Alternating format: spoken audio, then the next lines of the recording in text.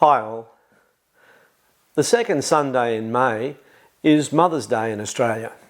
Mother's Day is an important day in our nation as we recognise the contribution of mothers with respect to their unconditional love for their children.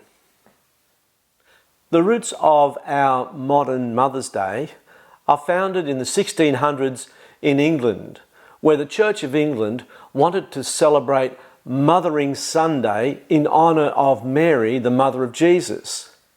This celebration quickly escalated to honour all mothers across the nation.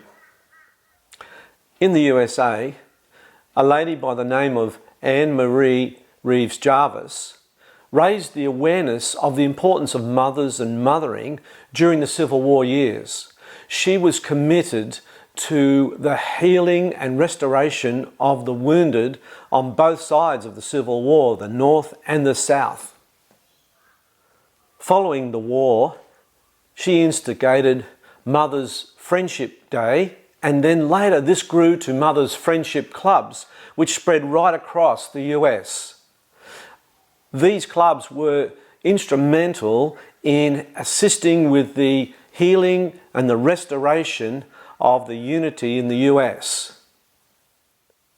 These Mothers Friendship Clubs were not only committed to the restoration of the wounded veteran soldiers from the Civil War, they were also committed to growing and developing and recognising the importance of mothering and motherhood across the nation. The clubs were committed to showing the importance of health and hygiene in the family home. Now, this was done during a period of very high infant mortality rates. Anne herself, while she had 11 children, only 3 of them made it through to adulthood. So she was very much committed to the view of helping families to maintain health within the family and seeing children raised through to adulthood. Because of Anne's work, many lives were saved, and those clubs brought a movement of reconciliation and healing to what was previously war-torn America.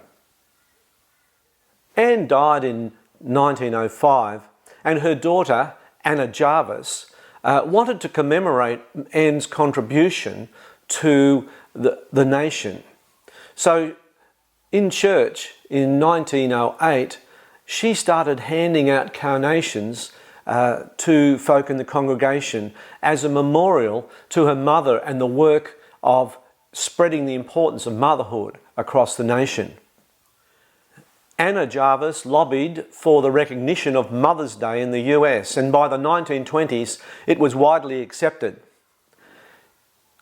Anna really wanted children to write personal notes and small gifts and handwritten cards and present them to their mothers on Mother's Day as a matter of honouring them for their contribution to their lives.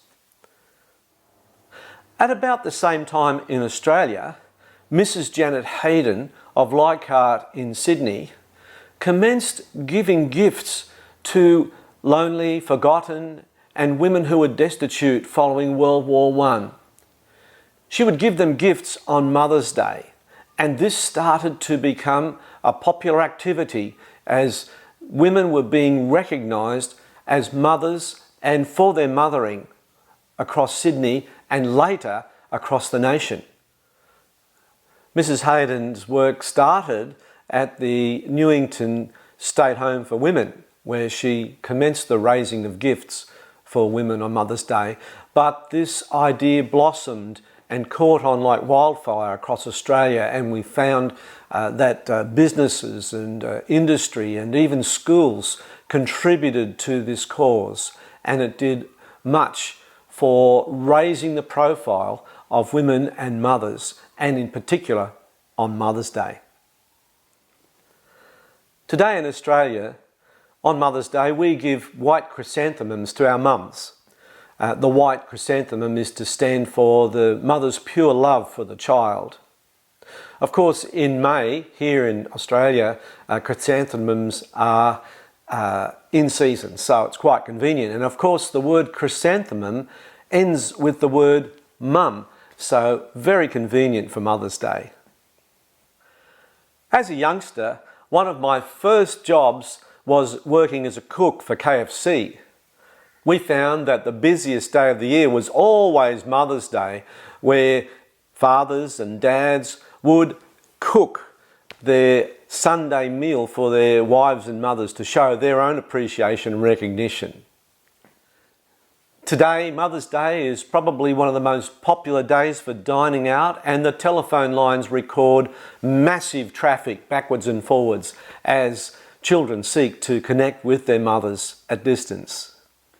The Apostle Paul describes the characteristics of a mother's heart for her children in 1 Thessalonians chapter 2, verses 7 and 8. He describes it this way: "We were gentle among you, just as a nursing mother cherishes her own children. So, affectionately longing for you, we were well pleased to impart to you not only the gospel of God, but also our own lives, because you had become dear to us." Whilst Paul is describing his role as a teacher and comparing it to a mother for her children, it illustrates to us the importance of mothering from God's perspective. The Word of God here indicates that being a mother is making yourself to be gentle towards your children. Even if you don't feel like it, that's what you do. It shows you as being a nursing or nourishing person, growing your child.